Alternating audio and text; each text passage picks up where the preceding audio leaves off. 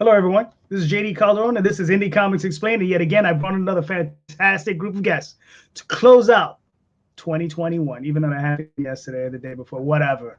It's the second, and we're here to talk about what happened in 2021 and what's going to happen in 2022, which is even more important than what happened in 2021. So, focusing on that, soon, coming to Kickstarter, issues 1 and 2 of the Oswald Chronicles, right? It broke free and couldn't read. Whoa. All right, I'm back. Issues 1 and 2 of it broke free and couldn't read. So anyway, without further ado, let me bring on my co-host, Mr. Mark Torres. How you doing, Mark? Hello. Welcome to the Indie Comics Explained, where we can actually explain something about indie comics. I want to know. This is your co-host, Mark Torres speaking from It Came From Radio, the official of the Big Apple Con. We are a syndicated weekly radio show. We are broadcast on such places as BTD Radio, Sci-Fi.radio, IndieVolt.com, Central Oregon Radio, and over 40 different podcast places. And also, if you're in Westchester County, that's 88.1 FM on your dial. Nice. All right, without further ado, Mr. Damian, how are you, sir? I'm doing well, and I'm not muted. I made a point. Yes. Hitting the button. Very good. My name is Damian Waldbrunn. I am creator of Romer X. I also make toys under my O Toys name. And I am now 1/4 of the Dastardly Dingoes podcast every Tuesday night on the Rising Tide Network. Check it out. It's good. It's great. In fact, we've had a couple of really good shows the last couple of times. Not that this isn't a great one. I love this one. This is my first one. This is like home. That's my home away from home. Gotcha. Okay, cool. All right. Oh, Mr. C. Michael, how are you, hello. sir? I'm good. Hi, I'm C. Michael Lanning, independent artist who's done work for Silverline, Arrow Comics, and some other things, with some other things coming up hopefully this year. That's about it. That's all I got. And I'm also unmuted, I think. Yeah. There you go. You're unmuted, yes. Mr. Carlos, how are you? I'm doing good. I just sent the my question via private chat so I wouldn't forget it. Nice. And I'm doing really well. It's 2022. So hoping to have an even better year than 21. Nice. That's a very low bar. Not for him. All right. Hey, thanks. So, some of us did all right, man. You'd be surprised. Last but certainly not least, Mr. JD McFee. What's up, sir? I'm back and better than ever. Nice. Yes. Jody McFee has made it back to Indie Comic Explained here.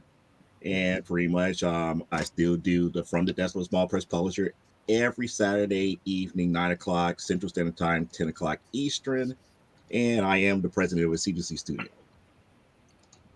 All right, there you go. So here we are, our esteemed panel. So I got a question for all you guys. What was your greatest accomplishment of 2021? And survival is not an answer. Aw! I was so ready for that. That's my New Year's resolution for the past 22 years. Just make it to the next one, damn it. Make it to the next one. That's a good one. Sounds legit. That's why I'm eliminating that answer. So we'll start at the bottom right. Mr. Lanning. Oh, What was your greatest accomplishment? For me, I was actually able to see some sequential art published, and a couple of things. So that was really cool. And plus a cover, a couple months ago for Greed 2. So that was really neat. I think that was probably my biggest accomplishment. Looking for more this year than last year because I guess I'm greedy. But Yeah. yeah, that would have to be it, really. All right, cool. Mr. Carlos, what was yours? Oh, mine was easy. It was the success that I had with New Remarkables. Just coming out with a brand new project that nobody really knew about, and making 6,000 in Kickstarter was just a huge surprise, especially since it got funded in less than 24 hours. Nice. So it was just a matter of writing out the last 29 days, and just that success alone has really helped boost a lot of other projects that I have. So it wasn't just successful on its own, but it also helped to move along some other projects that I'm excited for 22. Awesome. Nice. Mr. McFee? Greatest accomplishment, the channel. It's the greatest accomplishment because, again, I have not seen so much growth on From the Desolate Small Press Publisher until this past year. Cool. Okay, cool. Mr. Damian? Getting those toys, getting those toys off the ground has been like my greatest accomplishment, because I've actually, not only did I get to make great toys for some really good creators and campaigns, but I got to make my character, and like I have now have action figures of my own character, which was the impetus for the whole thing. So that was my greatest accomplishment. All right, cool. Mr. Torres? All right, so the people who may not know from this panel, I am really bad with technology. So I guess my greatest accomplishment would be our very brand spanking new website that we did, and I did it all by myself. And I've gotten all good, positive feedback from it. And anytime somebody said, "Oh, maybe you should change this," I was able to figure it out and make improvements. So that's my greatest accomplishment this year. All right, Hey. cool. Yeah. Very good. Yes. So GeoCities is still working. I was using a Blogspot for the longest time. Right. But now I actually have a real website. I'm very real proud of website? my baby. Yes, proud of my baby website. Nice. All right, cool. For myself, it was completing the Oswald Chronicles, written wise. That's my greatest accomplishment. So I managed to complete that story, even though I still have stuff that I'm working on in the middle. But I have an end. The ending is done, which is, I'm really happy for. So, all right. Mr. Mark, we'll pass it on to you. What do you got? All right, so this is something that just popped in my head about the Spider-Man film. So no spoilers because it's still pretty fresh out there. But I watched it, and I had watched it just after the initial wave of the high praise of this was the greatest Marvel movie since the history of Marvel movies and whatever. And I saw it, and I'm like, the foundation wasn't that great, and the resolution of that foundation wasn't that great. But it was really cool and hit all the nostalgic beats, and it was enjoyable. So my question to the panel is, what's more important? A story that makes sense, or just something that's enjoyable and people can be entertained by? All right. And Mr. Carlos, you're up. All right. So if our job is to entertain, then the answer is entertaining them, regardless of if it makes sense to you or to the next guy. If the majority picks it up and thinks that it's entertaining, then you've done your job. So do I think that it's the greatest Marvel movie? Absolutely not. I went to see it with the family, and to me it's not middle of the road, but it's maybe just slightly above middle of the road. I think it could have done without some of those elements. I think the Willem Dafoe's his performance was top notch. Probably stole the show, but again,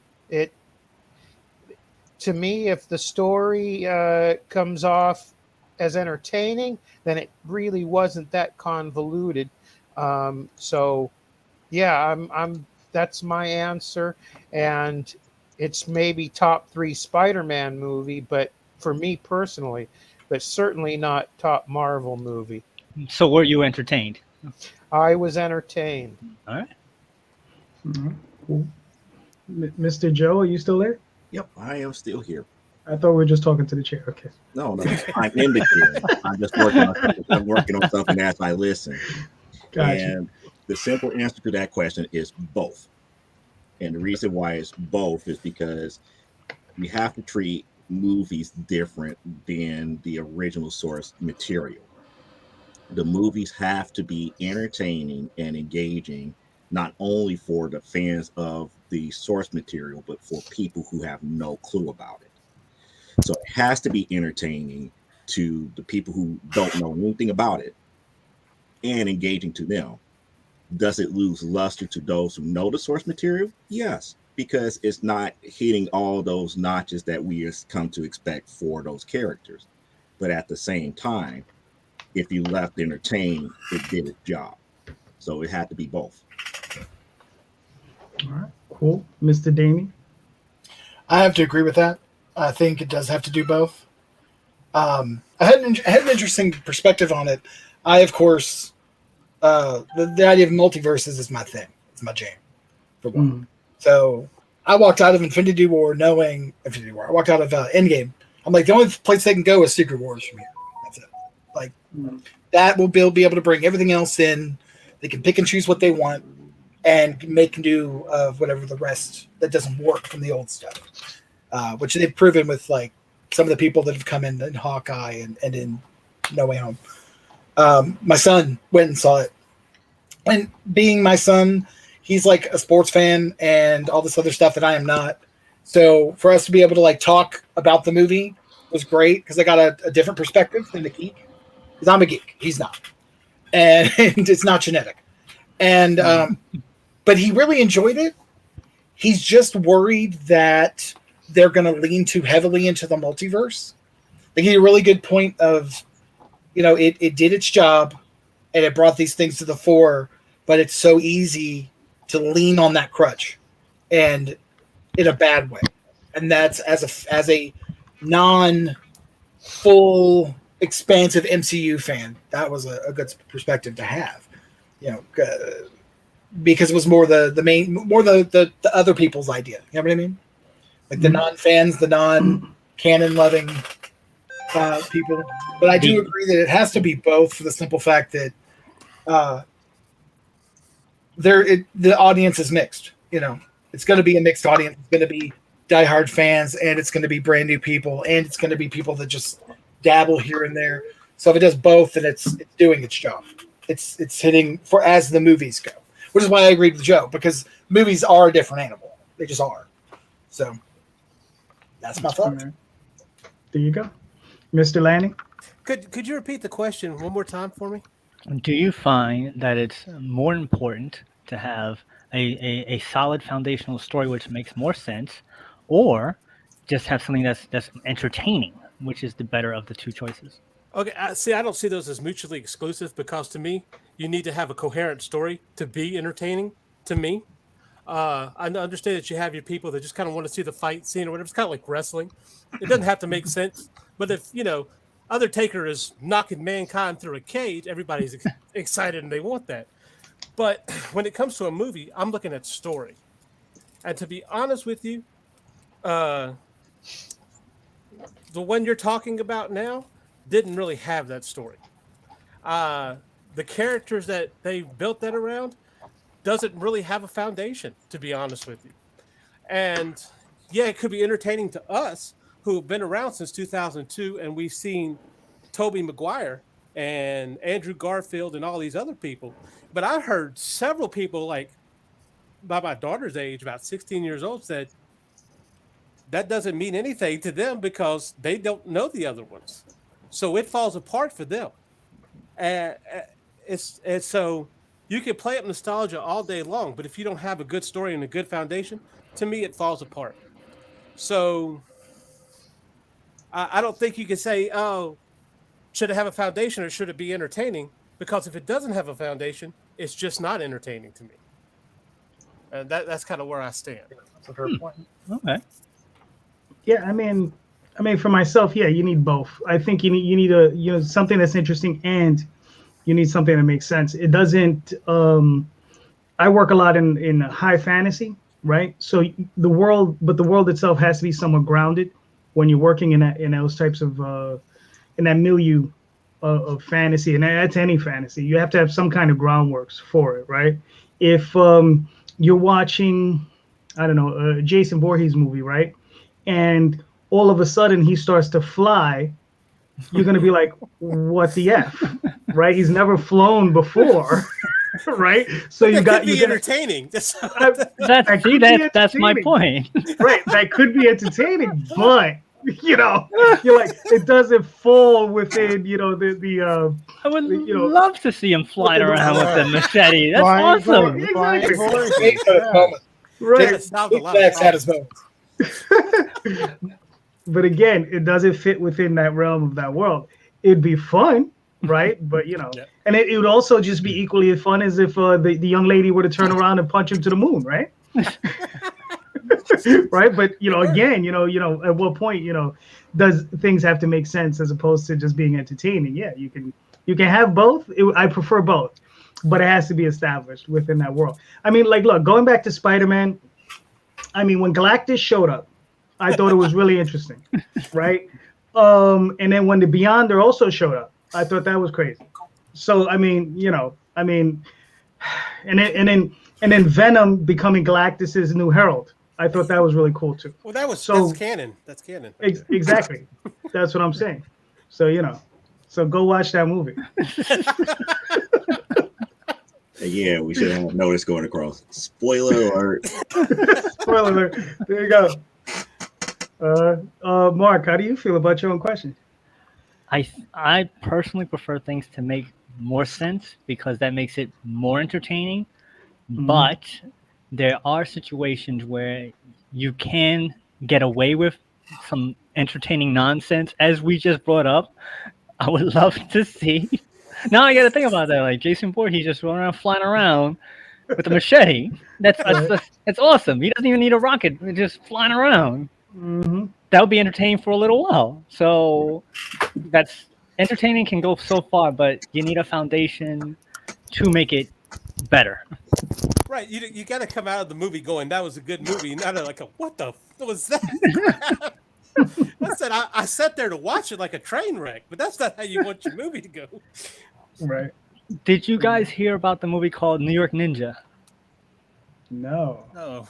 Okay. So we reported this on our show. There was a movie made in the 80s called New York Ninja. It was by, I forgot the actor, and he was like a martial artist at the time. Mm-hmm. And the movie never got finished. Mm. So the movie found its way into this new production company with just the reels of the film, with no sound, no script, no nothing. So these guys decided to make a film out of that footage with new dubbing. Mm. Nice. And it just made it ridiculous. So you watch this movie, it's like a throwback to an 80s film, but it was actually made in the 80s about a guy who becomes a ninja in New York. And it makes no sense at all, but it's just highly entertaining. All right, fair enough. Where that's on YouTube? New York Ninja. You can see it. I think they're actually gonna have a theatrical release, but you can at least see the trailer online. Gotcha. All right. Well, maybe they'll put out on 42nd Street. Because they tend to do those big. We have two theaters on 42nd Street. They're massive. They're like 24 screens each or something like that. And they sometimes hold like independent movies. They'll hold parties and this stuff. So maybe we can catch it there. Damian. Yeah. All right. Do you have a question? I do have a question. It could be not super similar, but that movie that we were just talking about could be the answer. Not the Ninja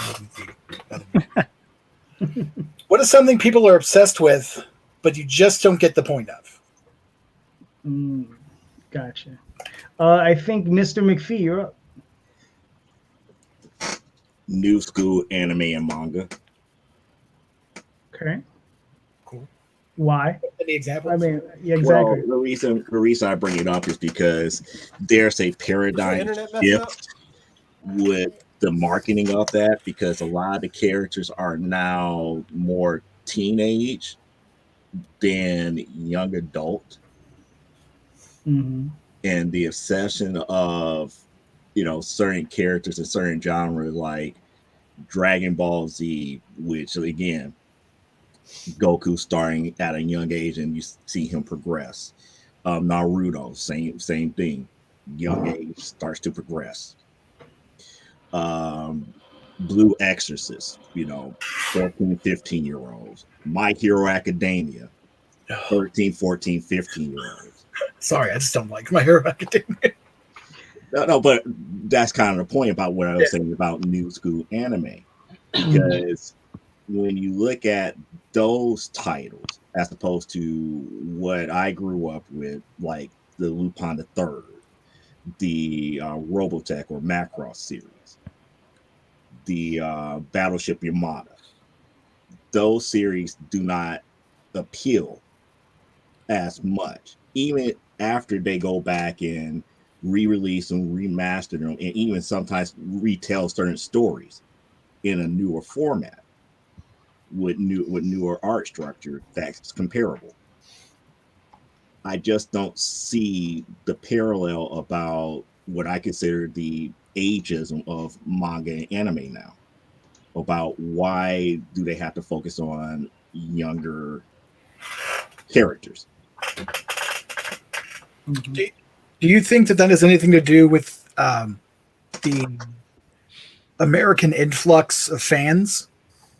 That maybe they're catering more to an American sensibility now that they know that that's a big market. I mean, it's been a big market for years, but now that it's, you look at shows like the CW and things like that, where they do the same thing just in a very bad, horrible way. That I don't like, but just my opinion. Sorry.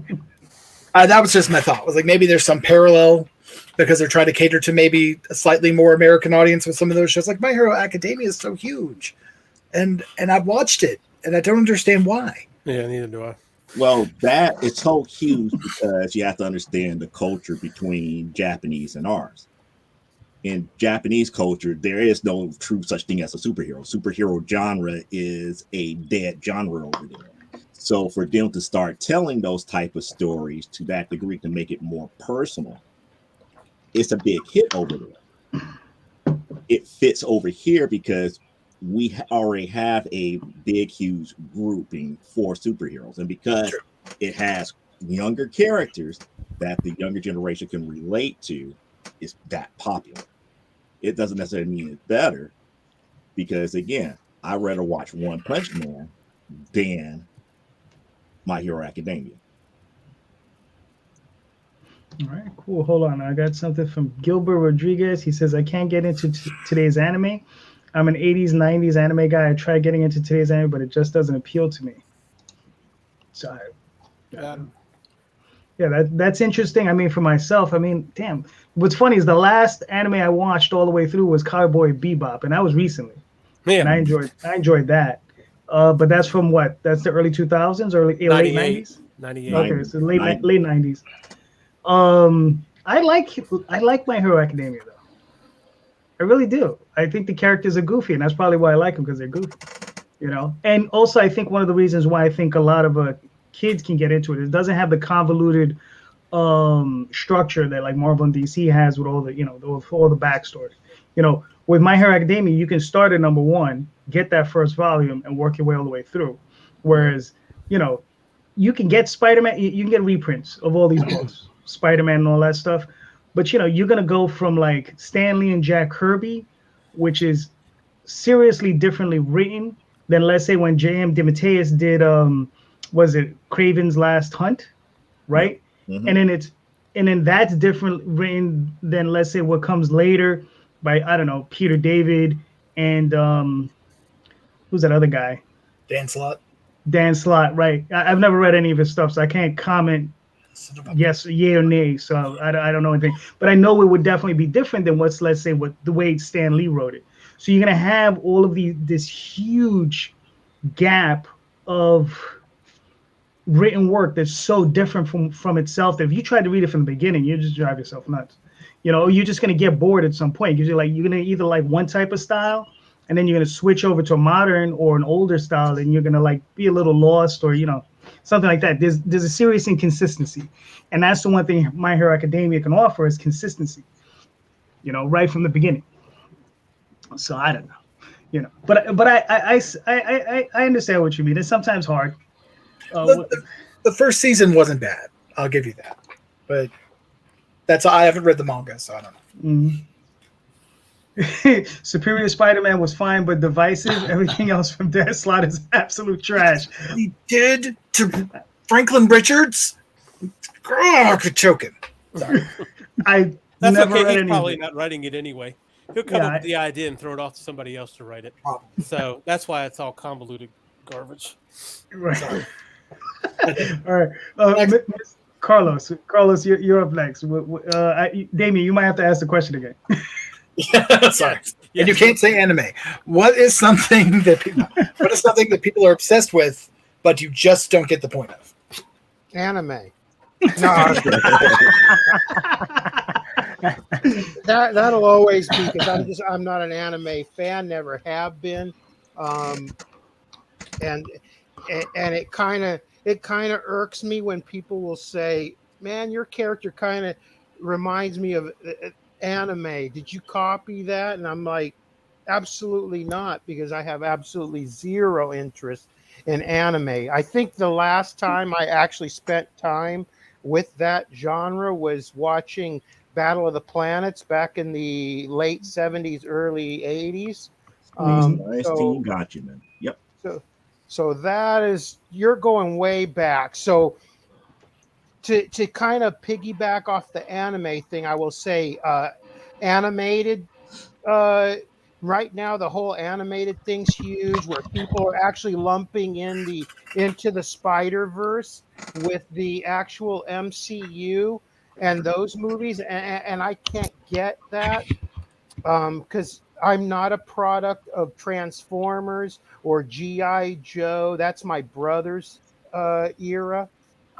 So he's huge collector, and he's been into those two things for years, and it does nothing for me. So to me, to see everybody getting so excited for animated shows and animated, now I did watch the What If, and that was okay, but it still rang to me like I was watching a cartoon from in the 80s or the 90s. To me, it doesn't. They're not equal to live action cinema. But for some reason nowadays, people have been putting the animated stuff equal to the live action, which I just don't get, and probably never will. Fair enough. Mr. Lanning, how do you fall in on this? Oh my gosh, I don't know. Because I can understand why somebody likes something that I don't like. Like, for instance, I don't like football. Sorry. I'm not a football person. I'm with you. But here's the thing about it. Why I can't get into it, I understand why people like it. But I relate it to like playing a D&D game, I guess. Because you're setting up your offense, your defense, and you have your plays, and they got to make their plays and everything. So, but yeah, I had my uncle ask me one time, well, if you don't like football, how do you talk to the guys at work? I say, well, how about, and I just fill in the blank with whatever team, and they'll take it from there. You don't even have to say anything. Nice. So, because what gets me about football is they'll do the same thing in a cosplay sort of way, jerseys or writing stuff on their stomachs or painting their faces, but then they want to look at people who cosplay or whatever, like they're the freaks. Yeah, okay, at least we're inside. We're not out in 0 below weather, but whatever. That's not blue paint. Yeah, right. That's my skin. That's the skin, right? So yeah, I have to go with football. All right, Mr. Torres, how do you feel about it? I'd say people being famous for being famous. I've never understood it. Amen. I just couldn't figure it out. And it brings me back to an interview I did with the late Robert Culp. And we were talking, they were bringing back the Greatest American Hero as a comic book at the time. This was in 2008. And I had asked him, I said, what do you think of today's, actors and whatnot? He says, in the old days, we used to have to pay our dues. We have to go through training and practicing to be on Broadway, to go on television and make our movies. But now everybody's just famous for being famous. And he's like, I just don't understand it. It takes away from the craft. I was like, holy crap! Wow, you were so right. So that's my thought. I just can't figure out people being famous, and I blame Paris Hilton. She started it.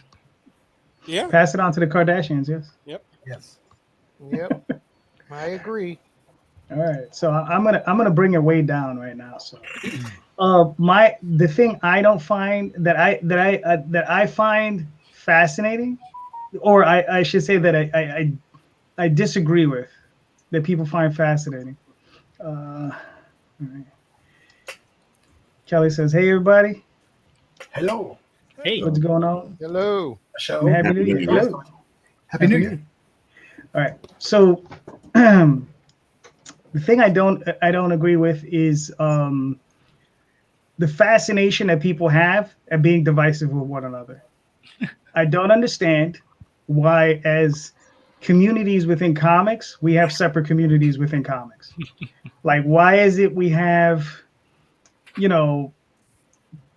different letter groups? We have, one side, the other side, the third side, and the fifth side. And it's like, why can't we just have independent comics? And that's what I don't agree with.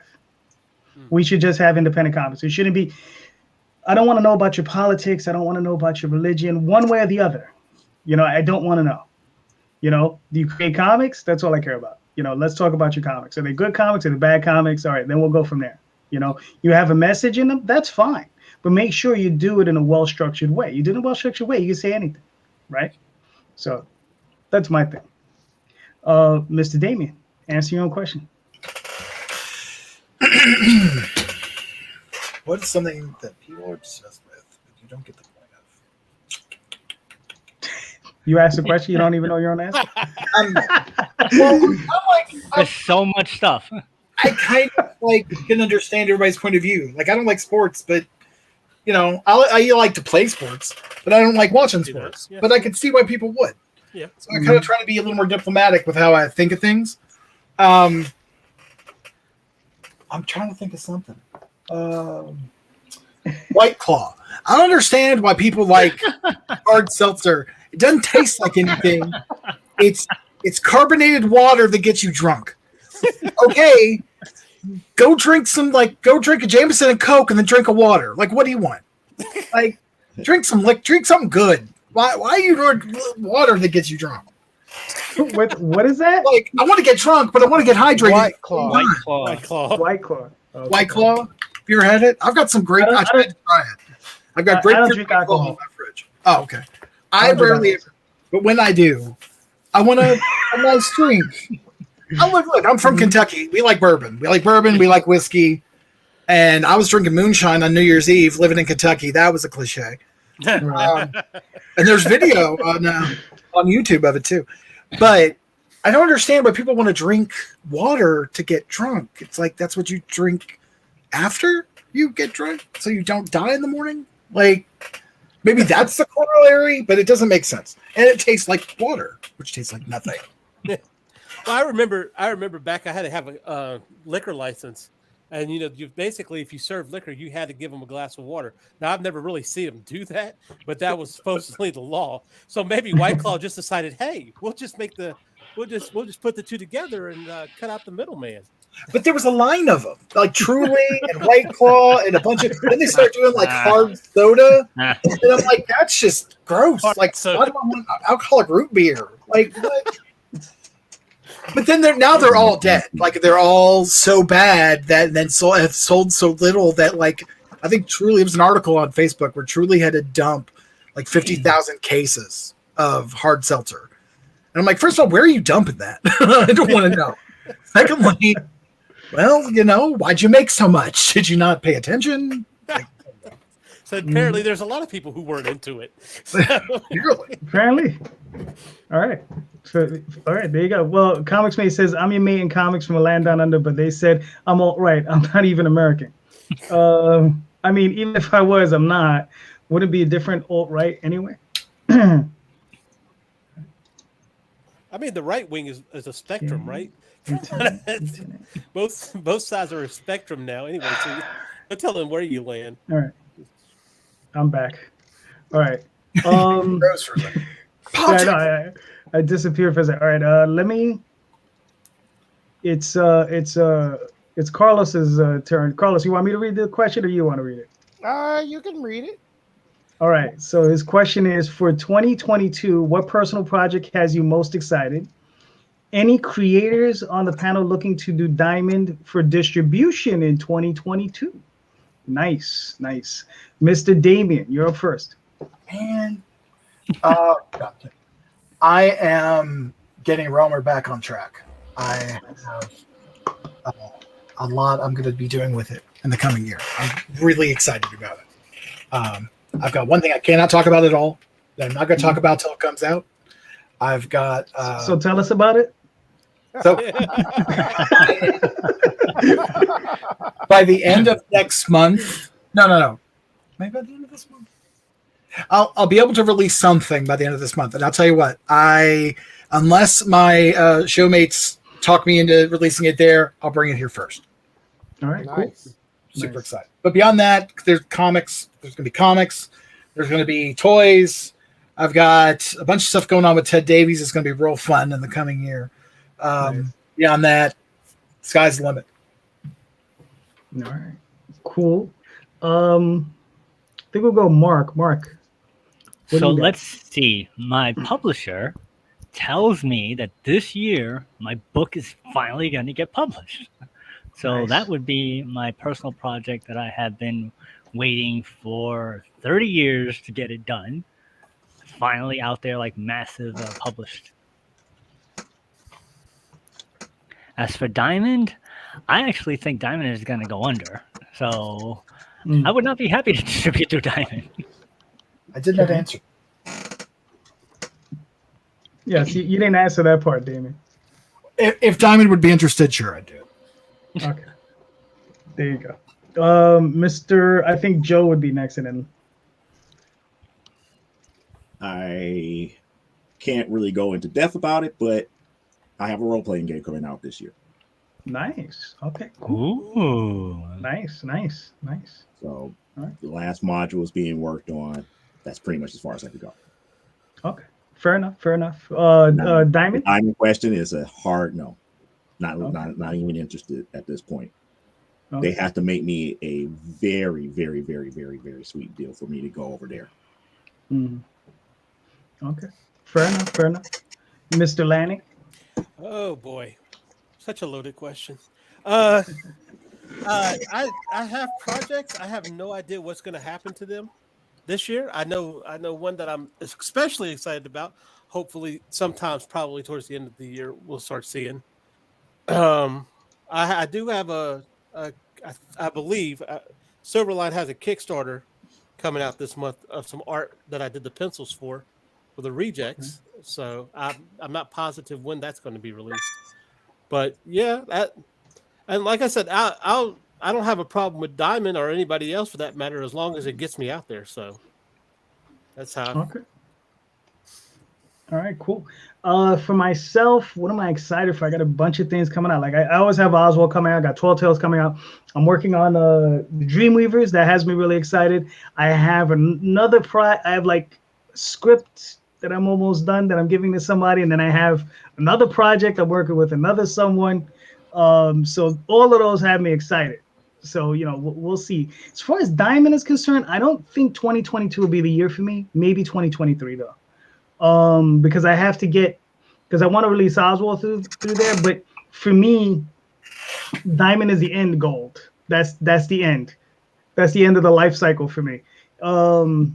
At this point, so it's like Kickstarter, black and white books, then trades, then color books, then more trades, and then Diamond. So that's like the life cycle of an Oswald story for me. So, but I'm still in the milieu. I'm still in the middle, I should say, of doing that stuff. So we'll see. We'll see what happens. Now, Carlos, answer your own question. What you got? All right, so 2022, it's jam packed. So I have I'm currently working on Team Supremus Extended Edition, which we ended the Kickstarter on. So that'll come out eventually in 2022. Of course, New Remarkables #2 is going to be coming out. And we're about halfway through with that. Then I have the Clash of the Champions, which is an indie-verse spanning one-shot that is going to be extra thick. And it's got 30 different creators from across the indie-verse that are participating. And hopefully it'll be as big or bigger than War of the Independents. That's kind of like where we're gunning for. And then Night Demon probably at the end of the year, which the first few pages have been completed on that. And yes, because I have a deal with Diamond. So that is going to happen for New Remarkables. And we'll get the solicits as soon as New Remarkables #2 is finished, because got to have that second issue finished before they're going to solicit. But once it's in there, it could be a game changer or a death knell. So we'll see what happens. But that's my 2022 as of right now. Gotcha. Hold on. We got a question from Gilbert Rodriguez. Is a comic distributor even necessary these days? How do you guys feel about approaching stores on your own, pitching them the idea to carry your comics? Good questions. If you guys don't mind, I'll go first, and then you guys can all pitch in. Is a comic distributor even necessary? It's not necessary, but if you can get here's the thing with distribution, and here's the thing that's important with it. Is distribution, if you're selling to 300 stores, it relieves you or myself or any of the creators from reaching out to all 300 of those stores.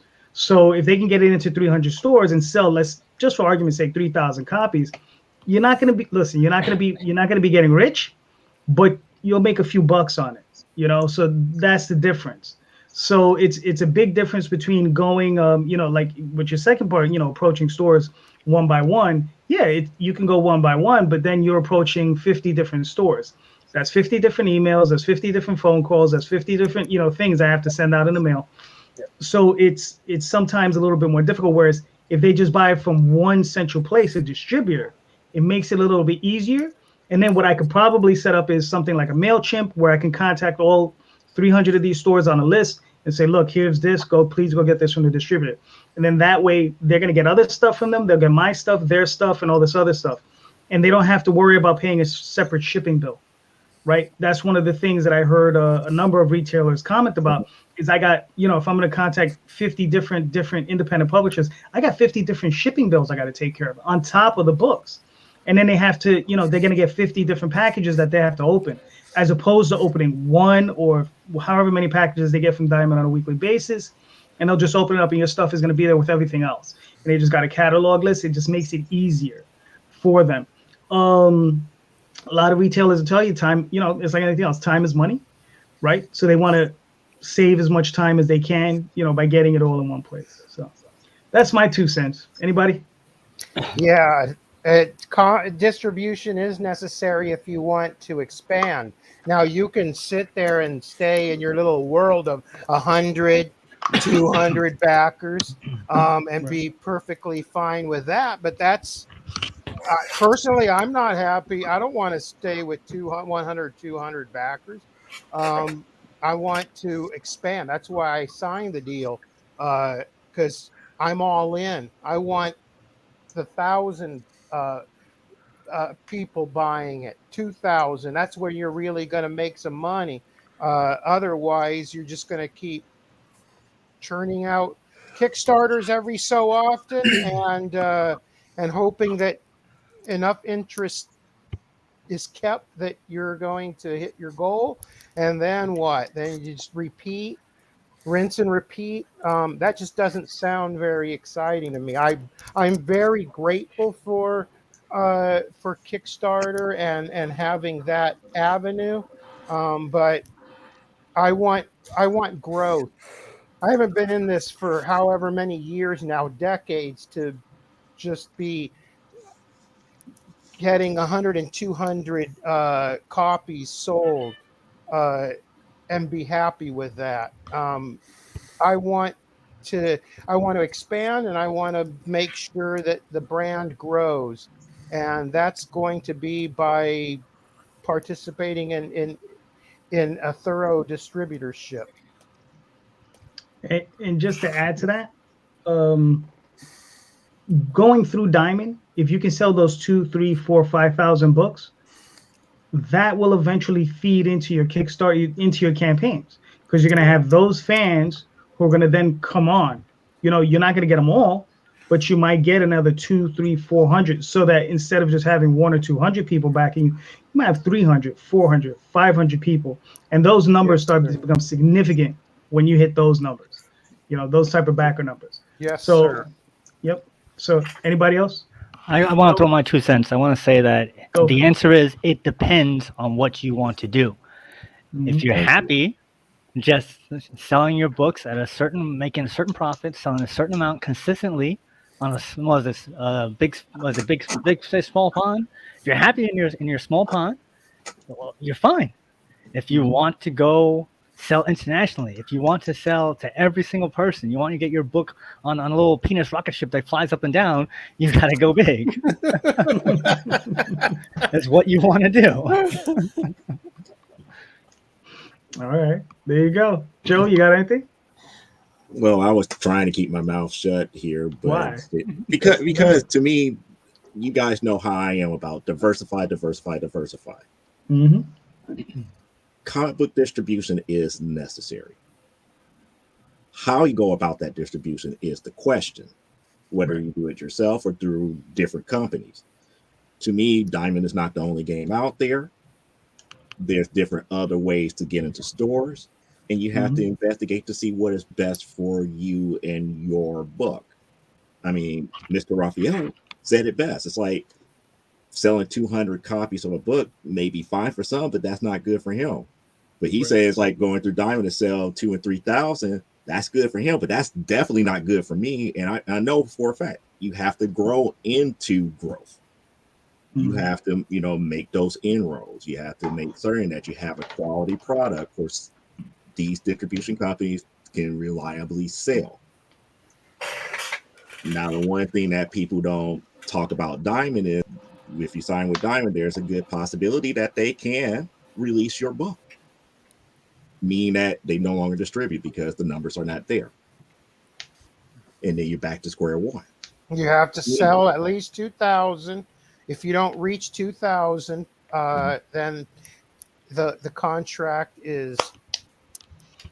Is that 2,000 per month or 2,000 per issue? 2,000 per release. So essentially, say you go in your December. So you're December, and there's your catalog number. You need to sell at least 2,000 copies of that particular. So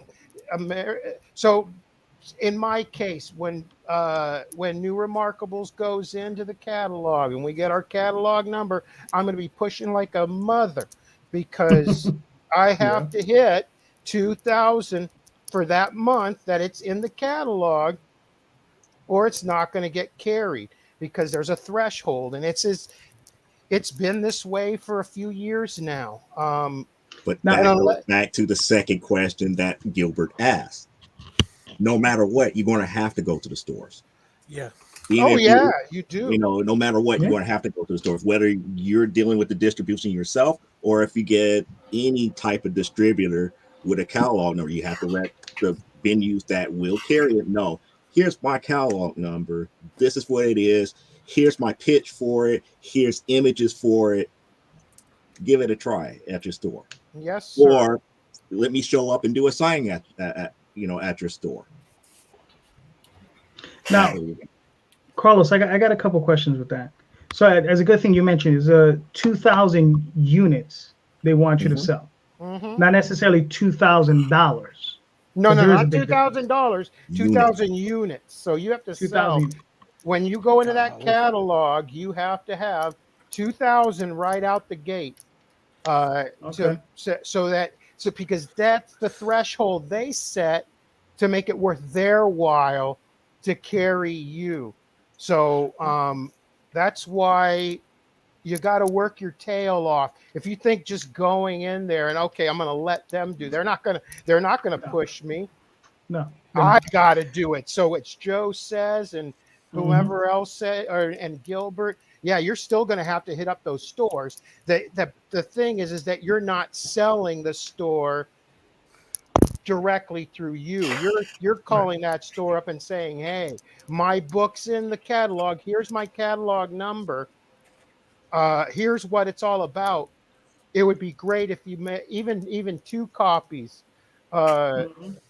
Please, whatever you can muster. And you're going to have to do your homework. Otherwise, you're not going to reach that threshold.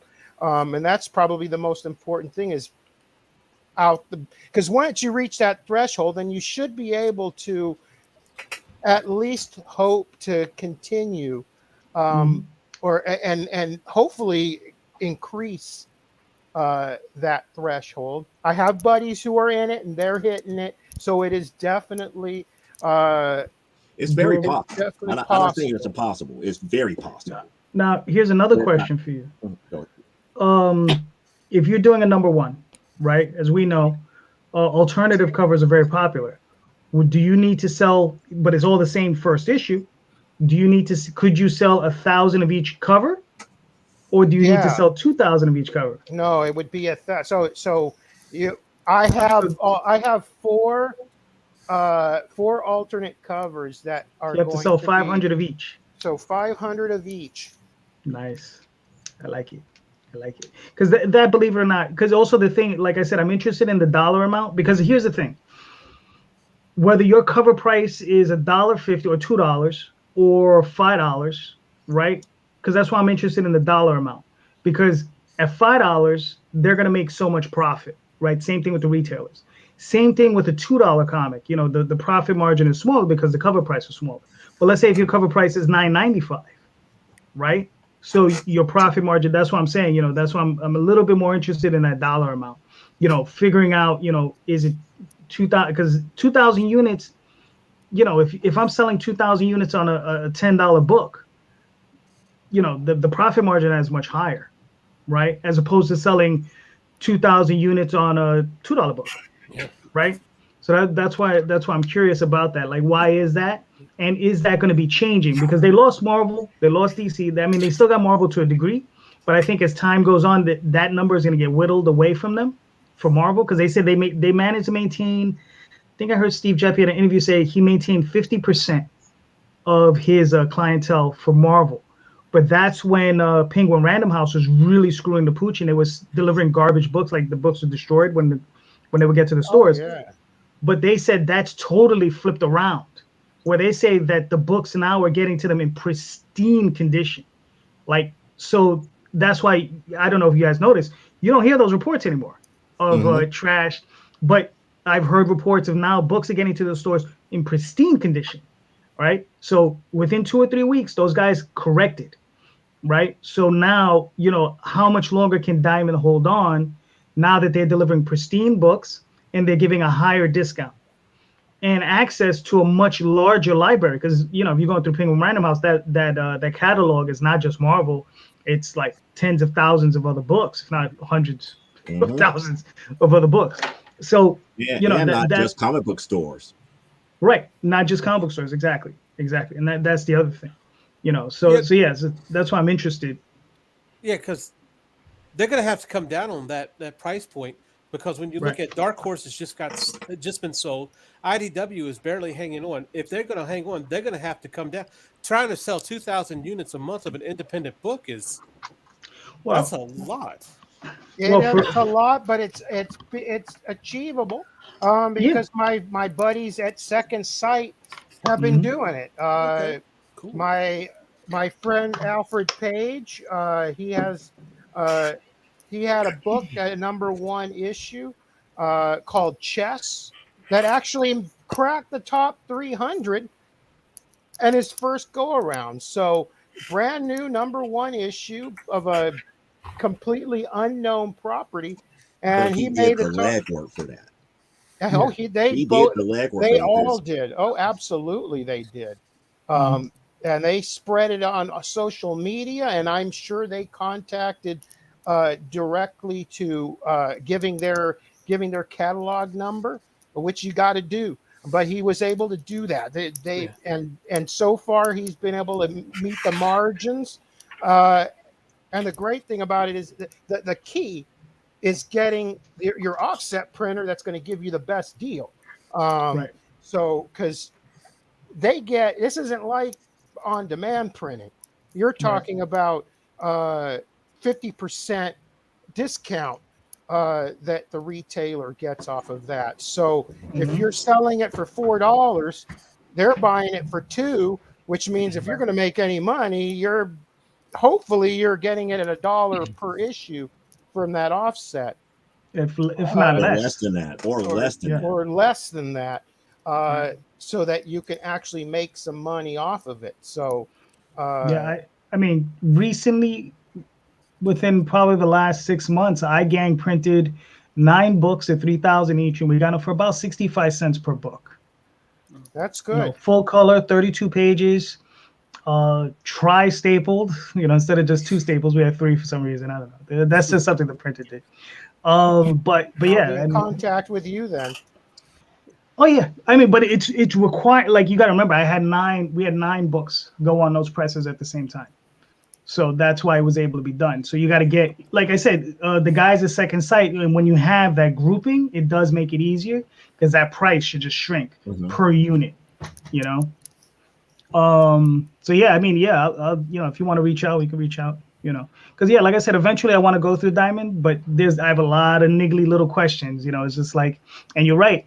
And the thing is, on a $2 book, it's not 50%. You're giving up 60% to Diamond, right? So you're making $1.60 per book, right? Sometimes it's 35. Sometimes it's 35%, depending on the deal you cut, because they'll pick up from the printer. So that's that extra 5%, right? That's coming out your pocket. And they don't want you doing a $5 book. See, that's the thing. That's when I was talking to the representative. That's the first thing they were like, what price point are you going to set? Because so they want $3.99. Because they want you to go $3.99. I said $4.99, $5, because that's what I'm used to. And they're like, you might want to rethink that. Gotcha. And that's when I was like, that's when I started to sweat, to be honest with you. At that point, I was starting to do the math in my head going, oh, crap. Because that was one of the things I wasn't expecting them to hit me with that question of where's your price point. And then when I told them I would $4.99 to $5, that's how I normally have it. And that's when they were like,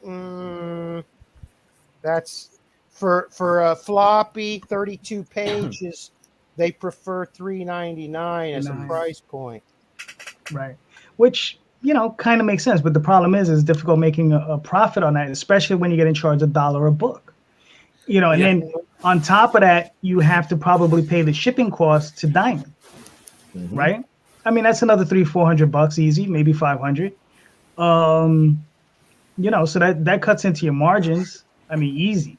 If you're just making $1.60 per book, and let's say you are selling 3,000 books, right? Let's say you get to that threshold, you're looking at what, 4,800, right? Roughly. Oh, you have to have the money. That's the other thing, is that they wanted to make sure that I have the money. I'm not going to get into my financials, but I have the money to do that. But that was something that you have to have the money, because you don't get paid. You have to pay the bill, the shipping and for the printing. You have to pay that ahead of time, but up to 2 to 3 months ahead of time. Right. So you got to have at least a $10,000 slush fund. Yes, you do. At minimum. Or more. Yes, you do.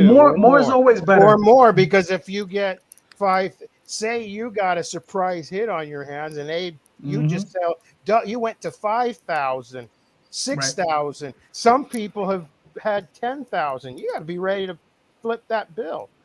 Yep, And you that's don't true. see that payment until 3 months after that. So, so if you're in a June, what, July, August, September, or September, October is when you would see that money. And you got to cover it beforehand. That's right. So you got to have at least 10,000, but yeah, if you it'd probably be better if you had 20 in your pocket, you know, to cover that period. So yeah, it's rough, man. It's rough.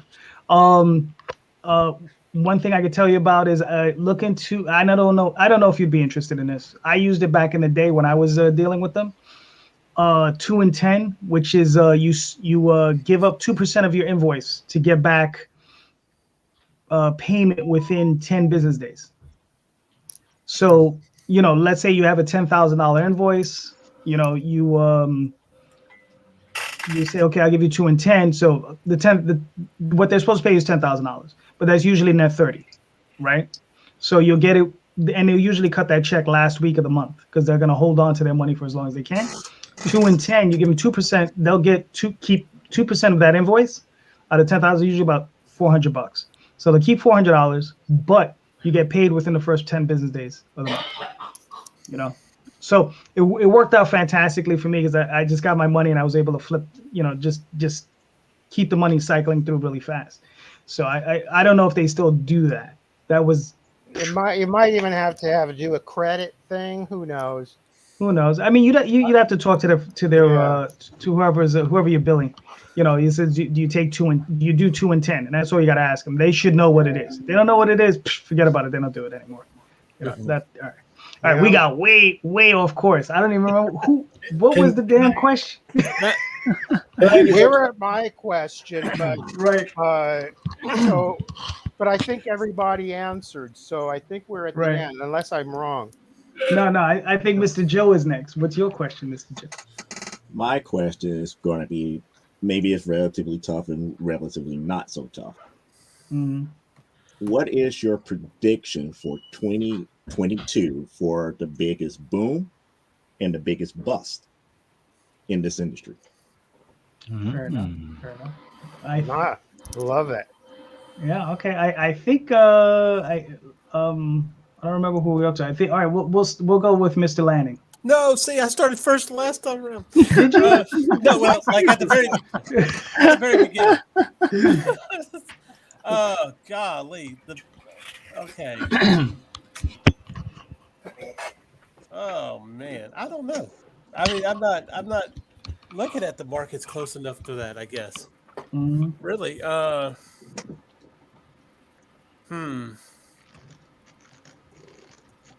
Yeah, I don't know how to really answer that. Honestly, I can't. I haven't seen, as far as Western comics are concerned, I haven't really seen them doing too well one way or another, honestly. So they're going to be a bust. I will see. It's kind of it's like image books. There might be a couple of image books that you know, but they're not big like it was a few years ago. I think the one that comes to mind that's the biggest right now is like Department of Truth. That's the only one I hear about anymore, and so it's okay. I'll tell you. I'll make it kind of broad. I think mainstream and bigger are going to bust, and smaller are going to break through. That includes smaller pubs, like you said, Second Sight, maybe Scout, maybe Aftershock, so certain things like that. But DC, Marvel, and I am including Image, even though I know it's not a publishing company. I get that it's not the same as Marvel and DC, but I think we might be seeing an equaling out across the market. But again, that's ignorance. I have no idea. Gotcha. All right, cool. Damian, how do you feel about it? I was literally going to say the same thing, almost identically. I do think Marvel and DC. I think it's going to be a big year for independent publishers. I think that Marvel and DC specifically is trying to make that big push into other media, and I think that a lot of the stuff they've been doing over the course of the last year, for good or for ill, is gonna just kind of, I don't know. The last couple of years they've been very hit or miss. So it's been, not the Marvel's much better, but at least the movies have been pretty good. TV shows been pretty good. Yeah, I think it's going to be the year of the little guy, and that mainstream's not going to go anywhere, but it's definitely not going to be as before. At least not in actual book production, comics itself. I think movie wise, obviously it's going to be, but I think there's going to be a lot more media companies that are going to be picking up indies for content. For just to have something that's and the company that bought Dark Horse is looking to turn a bunch of their stuff into media properties. That was the whole reason why they bought them. IPs are hotter than hot. So I have to agree with the previous gentleman's statement. But, all right, cool. Yeah, Carlos. Oh, I'm sorry, Michael. What were you gonna say? Well, no, I was gonna say at least 2020 might not be the all-out bust for indies, but it could be a ramp up. We've been seeing it slowly escalate, and we could just be seeing a ramp up into next year. Who knows? No, I agree totally. I think I know too many people that have been working on a lot of stuff behind the scenes that is going to be blown up over the course of the next year. And, it's going to be the year for the little guy, I think, like I said. All right. Well, Carlos, sorry about that. What were you going to say? So I'm thinking I'm on the same line. So indies are going to be the big boom. The reason for that is because the distributorship has now broken up. So for Diamond to continue to make money, now they're forced to push smaller indies. They now need to start searching for the new diamonds in the rough, no pun intended. And so they're going to start pushing those lower indies that are in their catalog more because they have to. They can't rely on Image to be their sole revenue. They're going to have to continue to now dig for the next big thing. So now is a time to be in the catalog, but it's also, as Joe mentioned, it's time to diversify, and that is going to assist because now you're seeing smaller indies moving over to Penguin and to Lunar, is it? For DC, and there's Liberty. We haven't mentioned Liberty, who are doing a good job, and just there's way more opportunity now for indies to see distribution. So with that expansion, I expect there to be more boom there, and plus the fact that there's now the mining for IPs is crazy. Another buddy of mine, another shout out, Tyler Martin. His book, The Antagonist, just got picked up for a TV show. They picked up the rights for that. So whether it gets made or not, who knows? But the whole idea is he just had it's been out for about a year on Kickstarter, and it got picked up for a TV deal. So they're mining everywhere for these IPs. So you may be sitting on the next deal. Who knows? As far as busts, I'm gonna say probably all of these TV shows that we're getting inundated with from the big two. It already started with the not so great numbers for Hawkeye.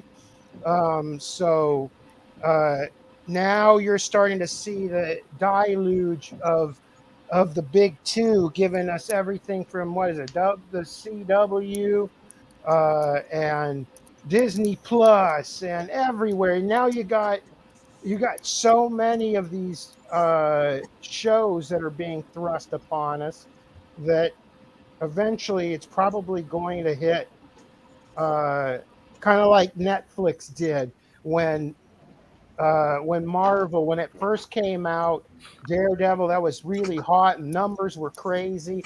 And then by the time we got to Defenders, the numbers started to tank. So that's probably where the bust is going to be, is with the mainstream product. But I see a boom in indie and in small indie. Okay. Cool. Mr. Mark, how do you feel about it? I think the biggest bust of 2022 is going to be the Avatar sequel. Yeah. Nice. Yes. Yeah. Nobody cares about it. They've been talking about it for 100 years. Yeah. It's getting no traction, no word of mouth, but it's coming out this year finally. I'm like, I don't know about that. Mhm. As for a boom, I'm gonna throw a straw and say because of speaking of Netflix, that they have a exclusive deal with Hasbro and the Power Rangers to have their own stuff exclusively on Netflix now. This is gonna be the first year they're off the air, strictly on streaming services. I'm gonna go with Power Rangers. I think Power Rangers is gonna have a big year this year. Okay, cool. For myself, I think for the big boom, I think Beanie Babies are gonna make a comeback. Beanie Babies? Yeah, I think that, Beanie that's Babies. the rumor. That is one of the rumors. That is one of Really? the rumors. I have not heard that. That is one of the rumors. That's No more one of Funko the Pops. rumors. Going to come back even bigger. You know, I got better two than pops what it is. invested. Don't say that. I mean, Funkos. My understanding with Funkos is that they have in them they're already starting to implode. So you're gonna start seeing the toys themselves literally just melt and implode. So be careful, all right? Damian. I hear I would pay for that. Funko didn't hire me for a second time, so that's what I gotta say to Funko. Gotcha. That's like Yeah, those are unfounded rumors. Let me just say. But seriously, as far as a boom, wow, that's rough, man. Because yeah, I mean, I would like to go with everybody else and say indie comics, but we say that every year. To be honest with you, right? Because we're all This is our year. This is our year. This is our year. Yes, we're our If not year. this year, next year. I'm not gonna say it's anybody else's. Right? Love Face is back. Oh yeah, this son of a bitch. I was like, It's Love Faces. Listen, don't ever let me catch you on the street, Love Face. Let me tell you.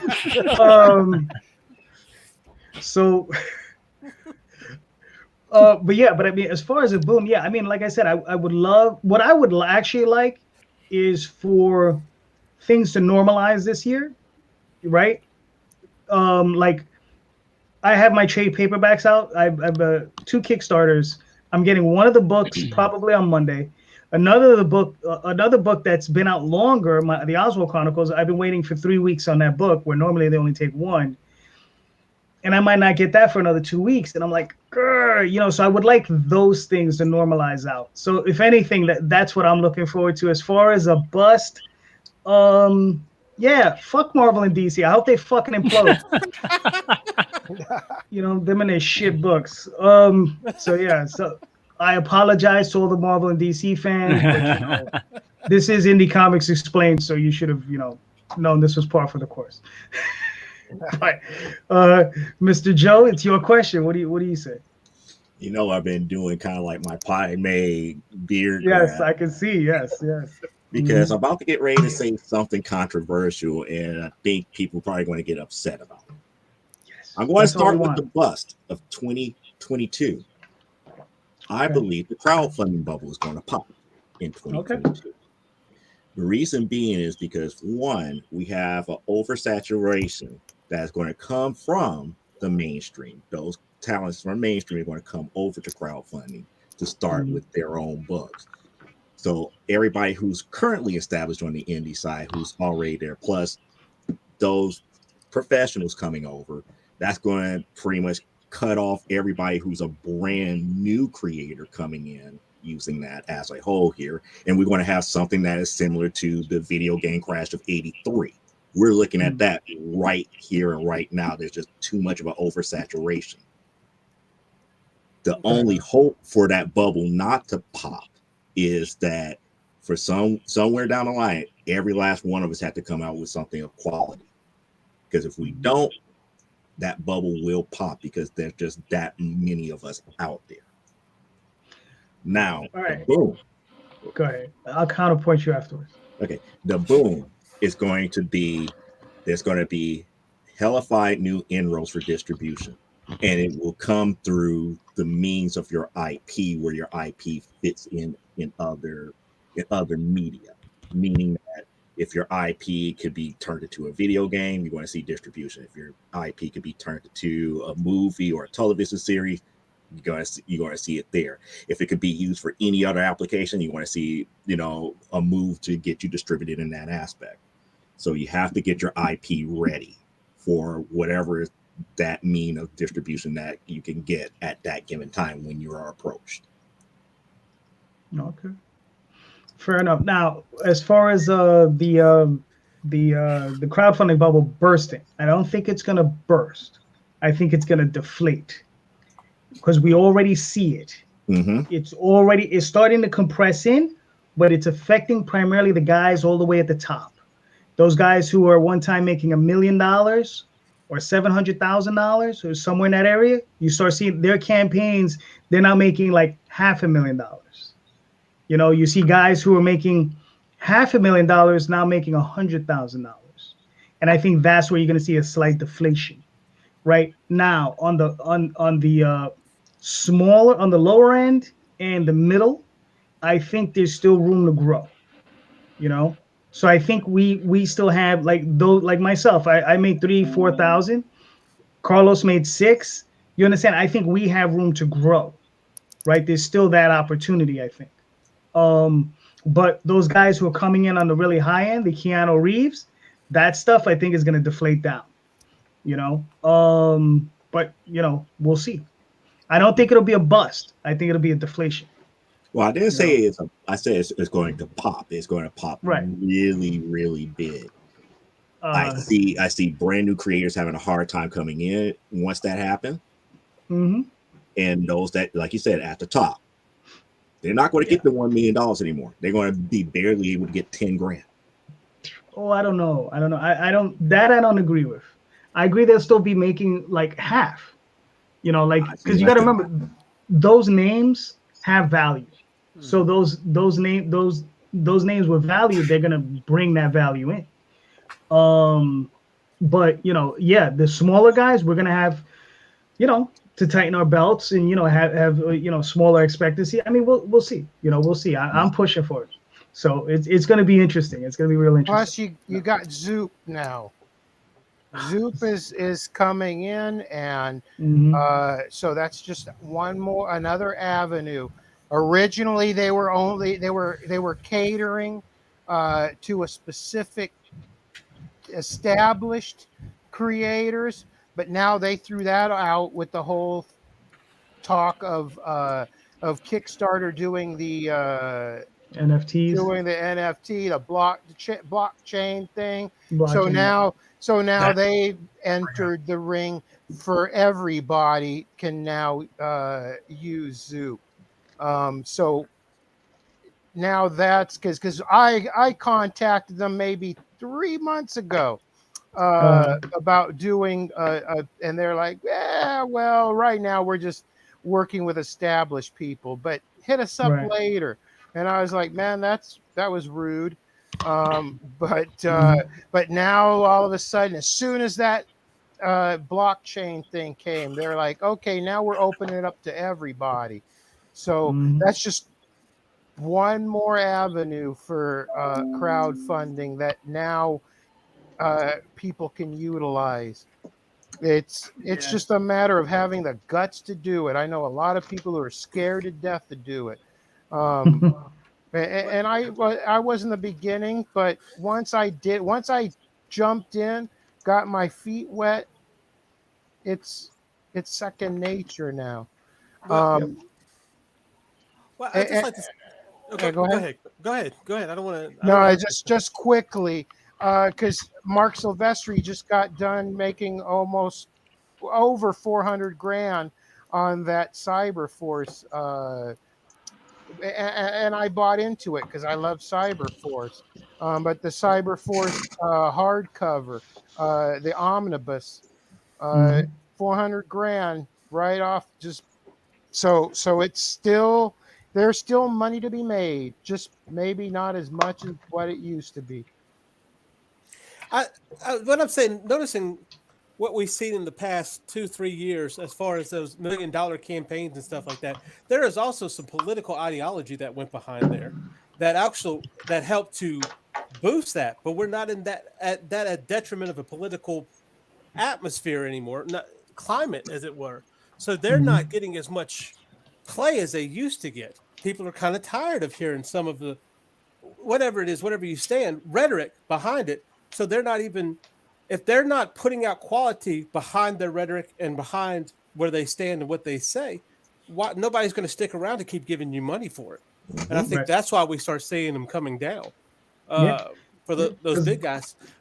But I think what also we could also see, though, is because of that and because of the attention that, say, Kickstarter and everybody has gotten, we could see people who have quality work that are the quote-unquote little guys start to latch onto an audience that might slowly grow and build organically, as opposed to that having that rhetoric or that political climate that we need to quote unquote grow. That makes any sense. Damian, you got something to say? Has anybody done a deep dive into the Kickstarter NFT thing? No. So here's the deal. The long and short is that the blockchain will allow for people to personalize and compartmentalize a crowdfunding campaign for their own needs. The upshot for Kickstarter is that because of their current and existing rules, if somebody does an NFT on Kickstarter specifically, then Kickstarter will not be required to they'll still make their 3%, 5%, whatever that's going to end up being. Right. That's where the NFT, and that's literally where it stops affecting us.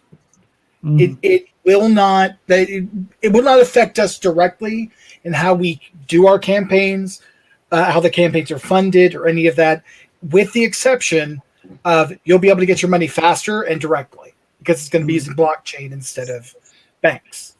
And that way, people that don't have banks can start doing crowdfunding campaigns, and it's not going to be as hard to do for that market. But what type of criminal?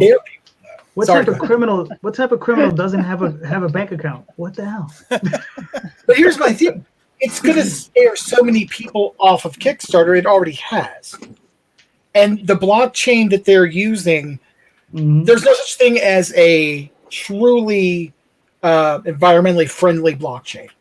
There are ones that are much less environmentally hazardous, and the one that they've picked that they're going with is one of the least. So, there's been people that were like, "No, it's blockchain. It's horrible. It's not as bad as you think. It's more." Hold on, David. Check it out, man. Check it out. When I hear those words, less environment, so let me ask you a question. If you're really concerned about that, global warming's not real. It's not 72 in the middle of December. Right. No. But here's the thing, though. If you're a homeowner and you're saying these words to me, my first question to you is your house covered in solar panels? or is your house covered in solar panels? Because if it isn't, you need to shut up. Right? But I'm just saying, if you own a house and you're asking these questions, right? Is your house covered in solar panels? If it isn't, you're still on the grid. You need to quiet that noise. Are you planting a tree for every copy of those issues you get printed? Exactly. Are you planting a tree? Like every single day. What I've read, I am not. No. I agree. I hear you. But I'm just saying though. I sometimes I'm like, really? It's like being told, wages need to be risen in this country, which I think they do. But just complaining about whatever it is you're complaining about, but yet you're doing it on an Apple phone. right? Yeah. And it's just like, you do know they're paying some child $1 a day to make that fucking phone, right?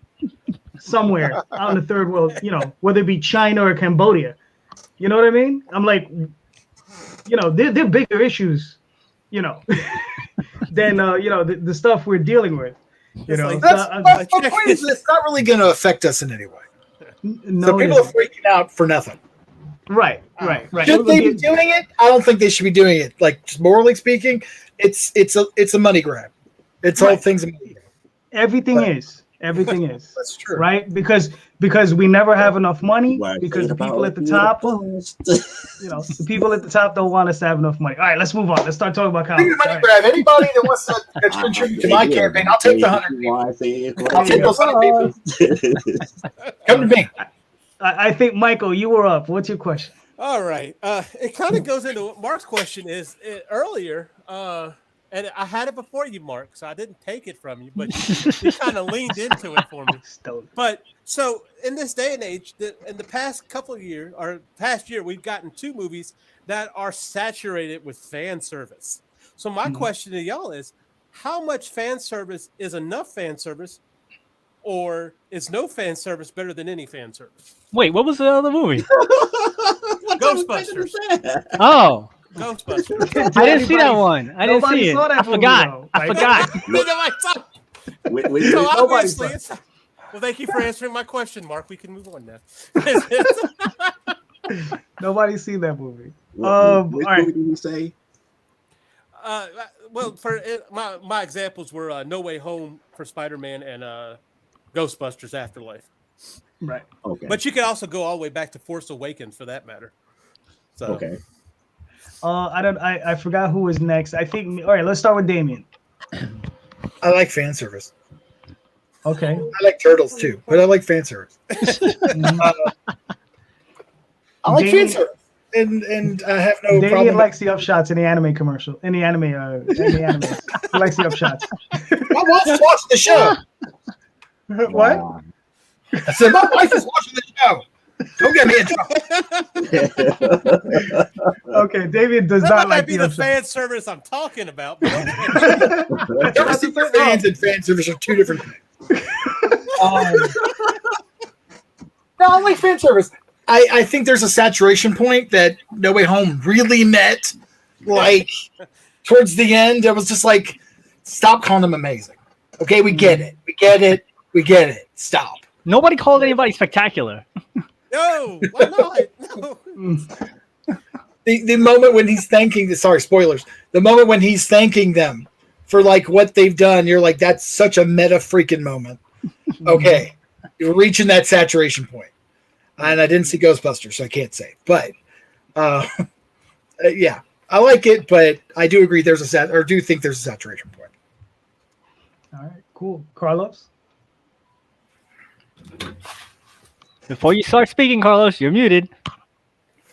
Doing the Damien. I'm not muted anymore, am I? You are not. No, you're good. Yeah, the cat keeps laying down and unplugging me, so he can be annoying that way. Everybody who has cats, they were supposed to be independent and all of this stuff. Nah, I got these 2 that are laying right next to me. They don't leave me alone. It's like I must have the only clingy cats in the world, or maybe not. No, you don't. Yeah, he keeps laying down next to my computer and unplugging my damn my headphones. But I like fan service. I'm not really, the question doesn't really ring for me much, but yeah, it was. I don't think I'm looking for more of it in by having more Marvel introduce more characters and expand a little bit more than they have been in their movies. So they're kind of doing it with all of these TV shows, but again, like some people, I don't see the animated or the TV shows. They're not the same to me as something on the big screen. So I would like to see on the movie side of the MCU more fan service by introducing more characters that we grew up with, so yeah, the more the merrier. I don't think we've hit a saturation point just because we had in this last Spider-Man movie those villains. Yeah, they could have had more. They could have had Venom in it. Galactus. They did. Galactus. Yeah, but Galactus is coming with the Fantastic Four movie. And then hopefully they'll make a Galactus that's better than the last one. Yeah, actually Galactus. Yeah, actual Galactus. Yeah. That's a low bar right there. It's a low bar. Yeah. Maybe This the is cloud true. will be more shaped like him this time. That's Yeah. Jeez. The Galactus cloud. Look like Yes. God, that was trash. Joe, how do you feel about it? I refuse to answer the question because I don't completely understand. Okay. My point is this. That was a joke. That was not a joke. I feel that fan service is okay as long as it doesn't ruin the overall story. I mean, good example of this, and it happened to be a bad movie. Wonder Woman 84 when they brought back in Linda Carter at the very end. Yeah. Mm-hmm. They told the story about what happened, how the armor came about, and at the very end, we found out that she was still alive and was played by Linda Carter. That was fan service because Linda Carter played Wonder Woman for the TV series back in the 80s. Gave the fans what they liked. Didn't break anything to an already broken story, which was Wonder Woman 84, but that's how you really do fan service. Now, just to have characters in there just for the sake of having characters in there, that's a whole different story. And that's getting to what they were saying about the saturation point. Yeah. But that's my 2 cents on it. Nice. Damian, you just removed 80% of the value by taking it out of the box. What's Hold on, wrong with it you? I got my hand half up Galactus's butt. I don't think I care. I didn't know the head bobbled. Oh yeah, all the Marvel heads bubble. Oh, okay. Boom, chicky, boom, boom, chicky, boom. Nice. Mark, Hey, how do you watch feel about me. the question? Good shot. Oh, we're just gonna skip over Damian? No, Damian answered the Damian. question. I answered first. Yeah, Oh, okay. answer first. I say it once again. It depends. There's good fan service and there's bad fan service. I mean, the whole point is to get the fans a treat or reward for being loyal fans. But I'm gonna go way back to the G.I. Joe movie. Oh, wow. The live action G.I. Joe movie. I was sitting in the theater. I used to work in the theater, by the way.